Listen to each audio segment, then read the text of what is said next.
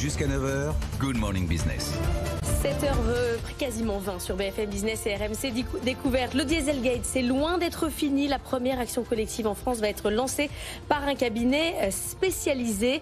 On est avec Marc Barène. Bonjour, vous êtes avocat, c'est vous qui vous occupez de ce dossier. Vous avez récupéré combien de clients prêts à se porter partie civile contre les constructeurs? On parle de Renault, de Volkswagen, mais tous ceux qui ont eu un préjudice dans ce Dieselgate. Alors l'action ne fait que commencer aujourd'hui. Nous avons déjà plusieurs dizaines d'entreprises qui nous ont rejoints, de taille petite, moyenne et grande.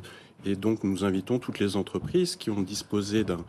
Par d'entreprise, parce qu'en fait, vous visez plutôt ceux qui avaient des flottes automobiles. Pourquoi vous ne visez pas les clients particuliers d'ailleurs? Tout à fait. Alors, d'une part, il y a déjà une action ou des actions qui sont menées par les associations de consommateurs. Ouais. Et d'autre part, les entreprises aujourd'hui n'ont pas eu la possibilité de se réunir et d'agir. Or, ce qu'il faut savoir, c'est que près de 50% des véhicules impactés par le Dieselgate ont été achetés, loués ou pris en leasing par des entreprises. Quel a été il y a un dommage climatique énorme, mais quel a été le dommage pour les entreprises qui avaient des flottes de véhicules? Est-ce qu'à la revente, par exemple, elles ont constaté une moins-value sur le prix des véhicules? Alors, je pense qu'il y a deux types de dommages en fait qu'elles ont subis. Le premier dommage, c'est un dommage d'ordre moral. Elles croyaient acheter des voitures qui étaient non polluantes, avec très peu d'émissions polluantes, et elles ont été trompées sur cet aspect-là. Or, c'est particulièrement important parce que certaines d'entre elles disposent de flottes extrêmement importantes, se chiffrant en dizaines de milliers de véhicules, et elles ont subi deuxièmement, un préjudice financier, comme vous le dites. À la revente, ces véhicules ont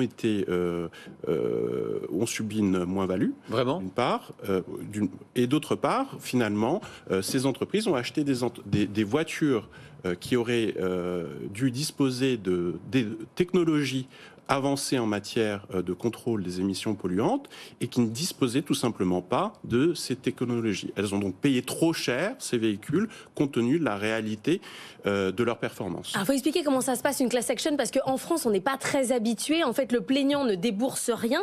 Là c'est totalement pris en charge par le spécialiste des litiges Benchwalk Advisor.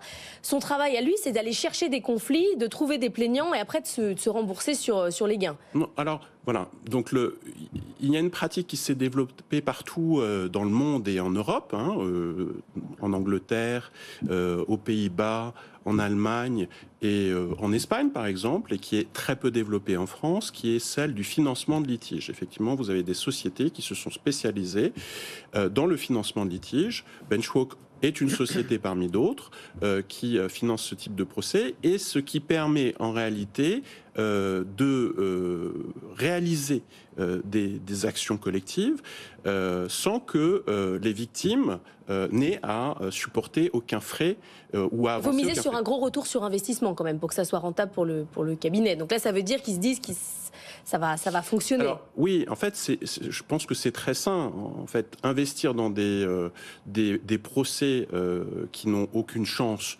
de réussite, ça ferait perdre du temps à tout le monde, aux victimes, aux justiciables, etc. Donc, ces sociétés n'investissent que dans des actions dans lesquelles elles croient qu'il va y avoir une issue favorable. C'est ce qui est sans doute le cas ici, puisqu'on a vu que Volkswagen a déjà déboursé 30 milliards de dollars dans le monde pour indemniser justement ses clients. En moyenne, c'est 1300 à 1600 euros par véhicule en Allemagne. 1300 à 6 000 euros. Ah, jusqu'à 6 000 euros pour les grosses voitures. C'est quand même beaucoup si vous avez une Et grosse... 2000 livres en sterling en Angleterre, j'ai vu. Oui, c'est ça.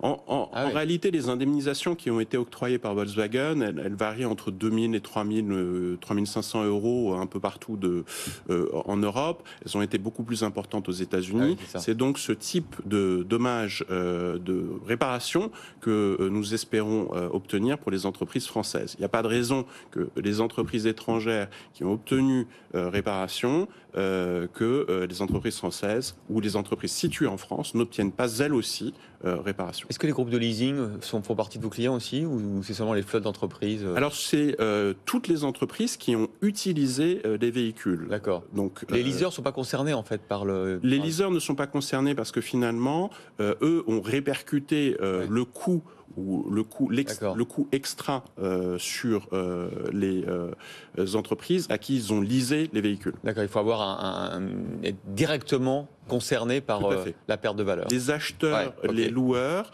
ont trop payé pour ces véhicules. Bon, donc si vous avez été concerné par ce type de problème, vous savez exactement qui contacter. Merci beaucoup Marc Barène, avocat et associé fondateur du bureau Brandéis Paris.